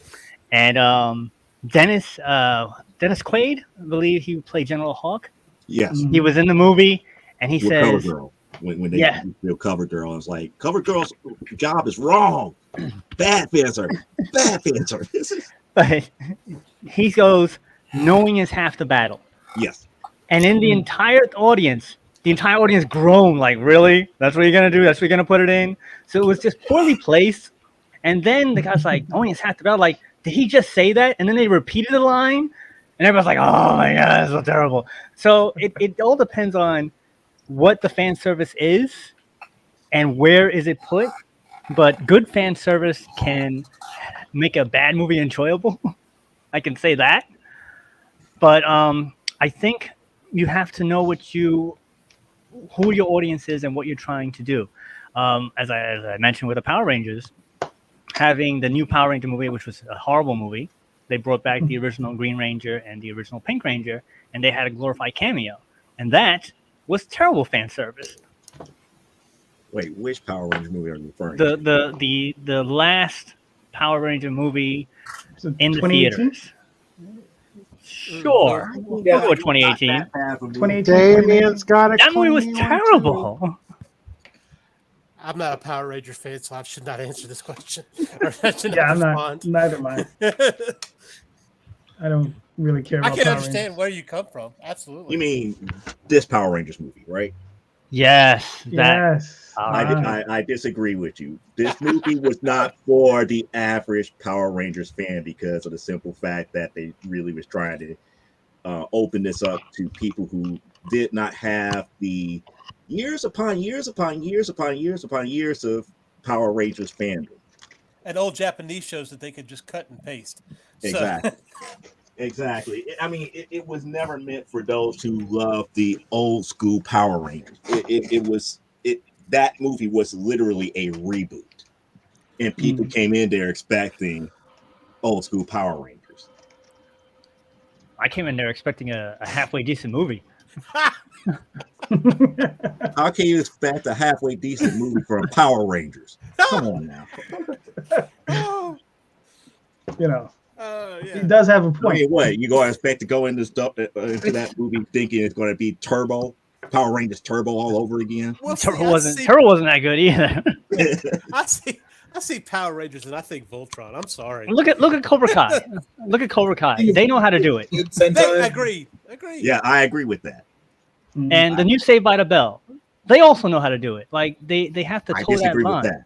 Well, You don't like the new Saved by the Bell? No. Season 1, yes. Season 2 went. No, because season 1 was answered and was making fun of society. I will have to agree with season 1.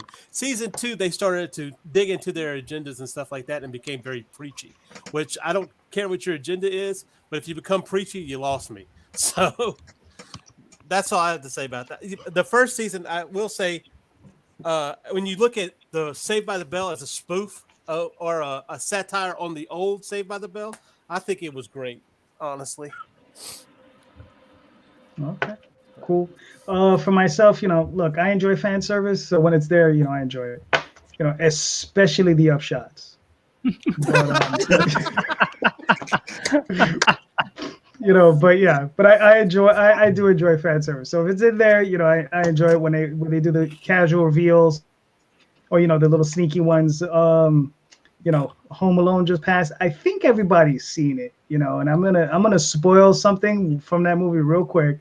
So now might be the time. I'm warning you, I'm gonna spoil it. The new Home Alone. Has everybody seen the movie here? Oh, Home Alone. I thought you meant like the Macaulay Culkin Home Alone, not. No, you said Home Alone.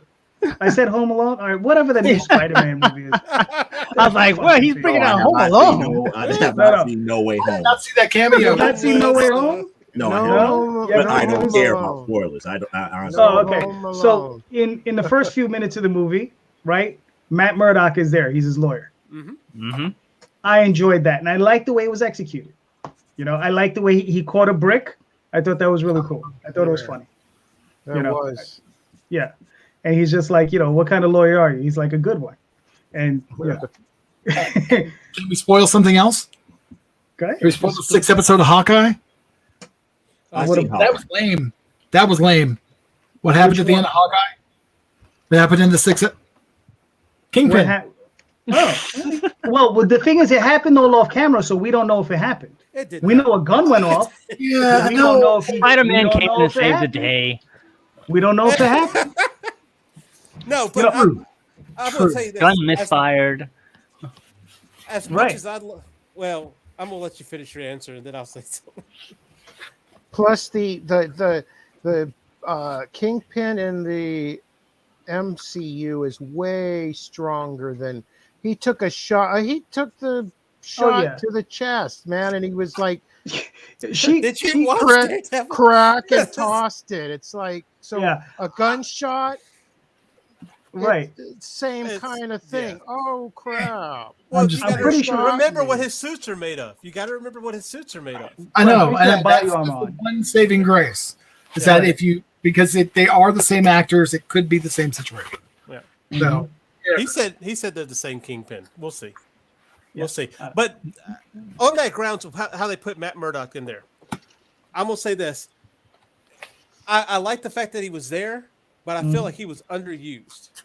Like, yeah, absolutely. I mean, Because yeah. you just breezed over whatever happened with Spider-Man and his legal problems, and you just went, "Oh, here's Matt Murdock. I'm a good lawyer. There you go.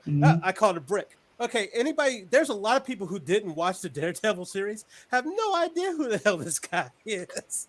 They don't, and so you didn't write him in there while it was fan service, you needed to write him into the story so that people later on, when you bring it back, people can go, okay, I remember this guy. What is it? Case, but you gave him like a 5-second introduction. When he shows up in She-Hulk or Echo later on down the road, people are going to be like, wait, who is this guy again? And they go, oh, this is the guy from Spider-Man. Okay. Like, but also, if you look at Netflix's top 10, I think Daredevil is floating somewhere in the middle in there. I just back finished season 3 again with my daughter, so which is phenomenal. I don't care what anybody says. If that was fan service, I'll take that. So, Mike, if you didn't know, there's a little tidbit about the Daredevil. Each season, they do one long, continuous shot in a fight scene. Yeah, and each season they try to do a harder one. So I didn't notice it the first time around, but then the second time it was brought to my attention. It's like, oh, I didn't even realize it. The first one was the hallway scene in the first season. The second one was the stairwell scene, which was actually compared to the Civil War stairwell scene with Captain America. I think Daredevil knocked it out of the park better than Civil War. And the third one, the jailbreak.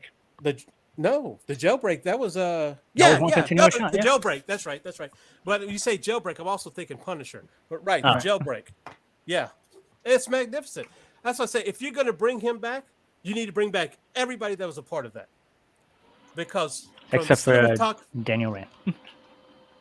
Oh well, no, I'm not talking about them. I'm talking about Daredevil specifically. I'm talking about writers, directors, cinematographers, actors, and everything in order for you to be able to capture that magic. It wasn't just Vincent D'Onofrio and Charlie Cox. It was a combination of everybody, and that's what I you have to bring back Foggy. You have to bring back Claire. You have to look. I don't know about Claire, but oh yes, you have to bring back Night Nurse. Because she plays a very big part of Daredevil War. Yes, it does. No, okay. I'll put it to you this way: she's where she's at now, and she can stay there. She did her part. I cannot stand Claire. The actress or the character? I have no problem with Rosario Dawson. I don't like the actress. I mean, I don't like the character. The character is if you ever watch like The Walking Dead, the person that starts making these philosophical, moral observations are the next ones that die, and that was Claire. And it was like, I get tired of having to save everybody. Go back and watch it. I'm serious. No, I don't want to hear it. Like, you complain about that, but you don't complain about the so-called blonde that they took on pro bono, which originally started to do. Oh no, Karen's annoying as hell too. And you saw everything, right? Like you saw Defenders, you saw Luke Cage. I've watched most of them twice. I can't watch Iron Fist again. I'm sorry. Yeah, I've seen half the first season. I loved Iron Fist. Is really the. I love Iron Fist. I love Colin Typhoid Mary show. That's what that is. I like Danny Rand, but the problem with Iron Fist is they could not. There was two different type of Iron Fist that were in the comics. When you started off with Iron Fist back with the Gil Kane and Roy Thomas run, he did have a little bit of an anger issue. But the problem is when you got to the Heroes for Hire, when they brought him in to help boost Luke Cage, he was more of a easygoing, laid back kind of guy. And they were trying very hard to bring both of those in and the same character, and it clashed. It just didn't work. I really didn't like the character, but I liked the villain, the dude who played the uncle or the whatever his. Oh yeah. I can't remember his name. Yeah, that dude carried that entire thing. If it wasn't for him, there would have been no redeeming value for it. But yeah, I think as an actor, which character are you talking about? The bad guy in Iron Fist. Huh? Davos, right? Davos. Yeah, Davos. No, that's second season. No. He's talking about the one that was. He's talking about the rich guy that pretended to be dead. Right, George and what we call his father. Ah, okay. Yeah. Oh, crud! I cannot remember his name because he was in the comics when Iron Fist appeared, but he wasn't in there for only like 5 issues. Yeah, my only issue with Iron Fist was that we got baby Iron Fist. We got Iron Fist year 1. That was my big issue with it because I wanted to see Iron Fist. I didn't want to see Junior Iron Fist. I didn't want to see Scrub Iron Fist. I didn't want to see Iron Fist year 1. I wanted to see Iron Fist. I wanted to see the dude who could run out there and beat ass Not the dude who runs out there and says, I kind of think I know how to throw a punch, but I've only been training for 16 years. Fucking let me try. I hated that shit. With Shang-Chi. That's what you wanted. I think they could have put more money into the special effect of the Iron Fist. That kind of turned me off. It was a cheap production. It was a very cheap production.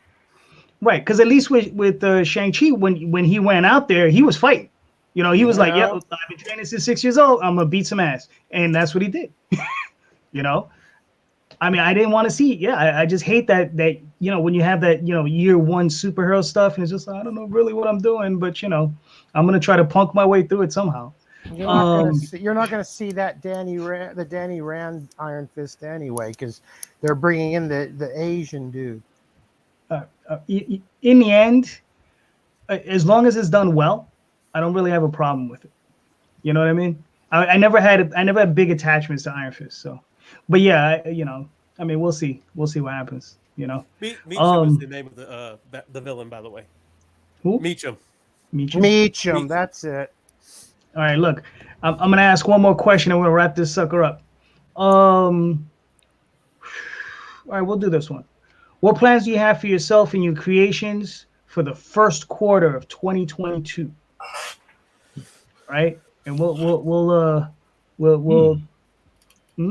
right. As you know what, we'll start with Mark. Mark, go ahead. Go for it. Well, as I mentioned before, the publisher is supposed to make my book this year. I have no idea if it's going to be in the first quarter or not. So with that, I'll say expanding the radio show. We just got on a new station the past couple of weeks. So I'm actually being more proactive to try and get on a sixth radio station. That's my goal and plans for 2022, the first quarter. All right, cool. Damian?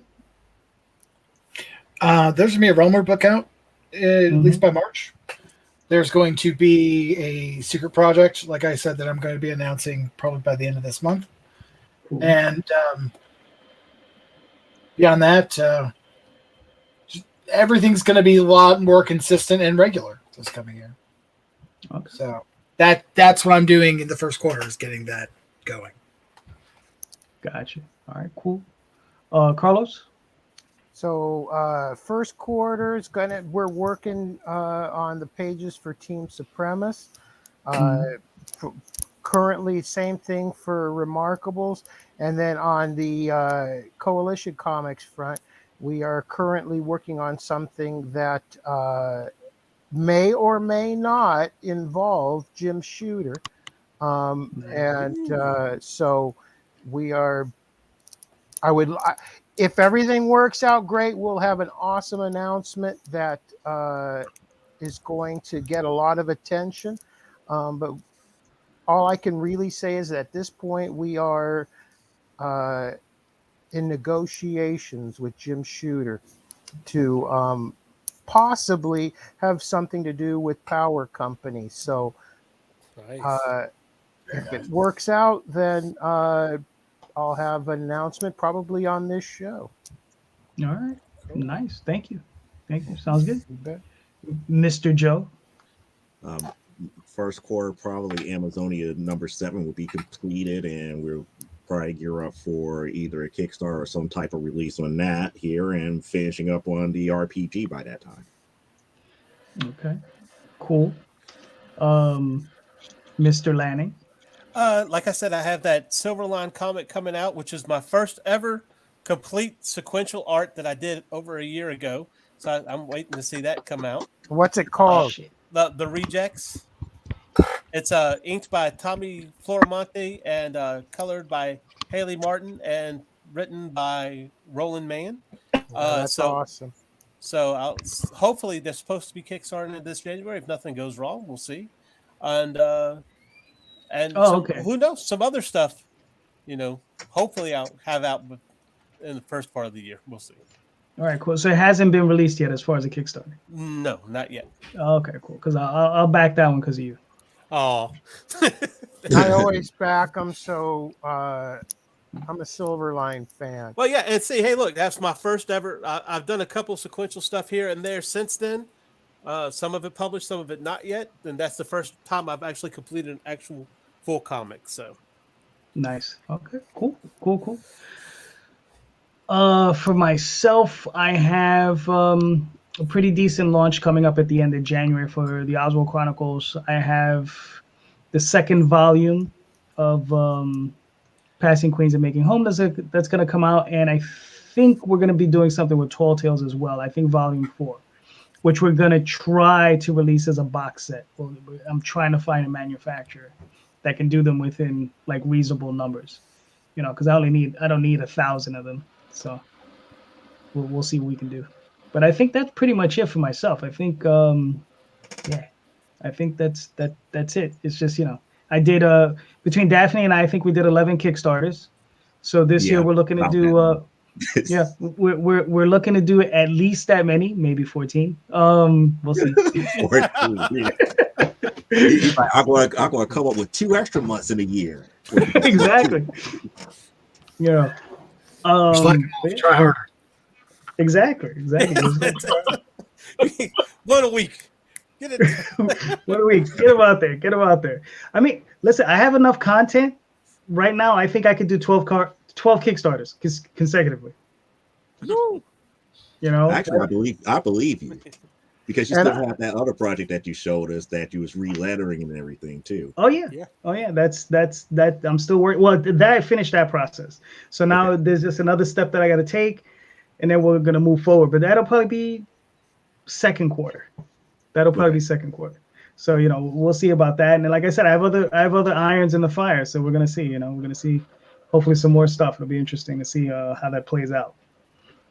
So all right. So we'll wrap it up here. Oh, actually, Mark, you got anything else you want to ask? If it's I have a question, but it's a long answer. So I'm going to say no. Okay. We'll save that one for next time. Yeah. Save that one for next time. All right, cool. All right. Anybody else got any other questions for myself, for the body politic? What do we got? Anything? Nothing? Other than Happy New Year? That's it? Yeah. Happy New Calendar Year. Happy New Year. Happy New Year. Okay, cool. All right, so let's start with Mark. Mark, where can people find you and your work, sir? All right. As we always say at the end of every show, just Google It Came From the Radio. It's the easiest way to find us. But we are a syndicated weekly radio show. You can hear us if you're in Westchester County, New York, on 88.1 FM WARY every weekday night, Monday through Friday, after 10 p.m. multiple times.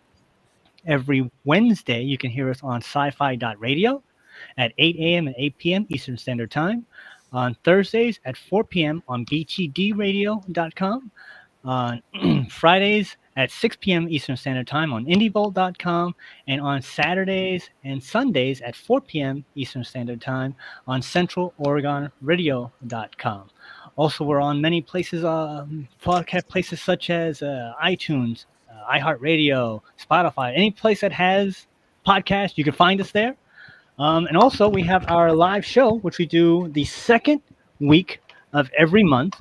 And we're going to have ours on the 12th, which is this coming Wednesday. Not this Wednesday, next week Wednesday. So we'll be having that. And that's courtesy of the East Meadow Public Library. That's www.eastmeadow.info. They have tons of free programs, one of which is ours.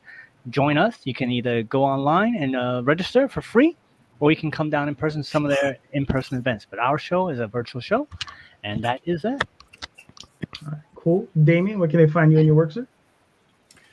All over the place. Just go look. No, ruomniversal.com is, by the end of this month, it's going to be the new home of it is the current home of a lot. It is going to be the home of everything. If you ever want to see anything I'm doing, whether it be comics, toys, podcasts, cat dress up videos, TikTok dancing, maybe a little, topless. ruomniversal.com. Topless cat dancing? Topless cat dancing. Well, they do have 6 nipples, right? That's called fan service. Glove shots. It's not fan service until there's an upshot. And so an upshot. I'm not sewing cat skirts. Right, or a shower scene. I don't think I've seen one of those in a while. Remember those? Cat shower scenes are very rare. There you go. Carlos, where can they find you and your work, sir? All right, www.championcomicsgroup.com. You can also facebook.com/Champion Comics Group.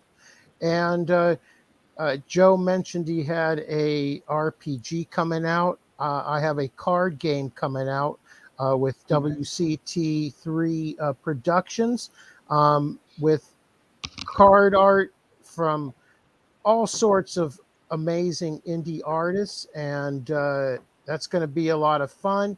And it's played so far. The demos have really played really well, so I'm looking forward to that. It's like Magic the Gathering type of card game. Yeah, that's what's coming out with Champion Comics. So when you played the game, did you win? I don't play it. That's the weird thing. My step kid played it. We had other people play it. The person who produced the game, he plays it. I don't even play video games. I sold my PlayStation probably 6 or 7 years ago, and I haven't played a video game since. So Wow. No poker, no chess, no checker, no nothing. tic-tac-toe. No, nothing. I'm just not into the whole game playing, but it's cool because I do watch as the game's being played, and I pick it up, but I haven't physically played it. All right. Gotcha. All right, cool. Mr. Joe, what do you got? Well, you can find me on my show From the Desk of a Small Press Publisher every Saturday at 9 p.m. Central Standard Time, 10 p.m. Central here on YouTube. Outside of that, you can catch me on Facebook, Instagram, Deviantart. Yeah, I have started back being active on Deviantart again.